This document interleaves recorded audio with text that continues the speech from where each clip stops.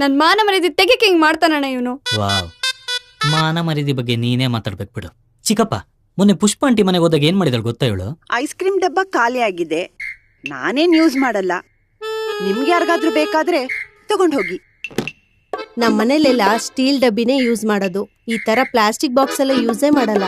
ಅಯ್ಯೋ ಆಂಟಿ, ನಮ್ಮನೇಲಿ ಬರೀ ಗ್ಲಾಸ್ ಡಬ್ಬಗಳೇ ಯೂಸ್ ಮಾಡೋದು, ಈ ತರ ಪ್ಲಾಸ್ಟಿಕ್ ಡಬ್ಬಲ್ಲ ಯೂಸ್ ಮಾಡಲ್ಲ. ಸವಿತಕ್ಕ, ಹಾ ಬಂದೆ, ಒಂದ್ ನಿಮಿಷ.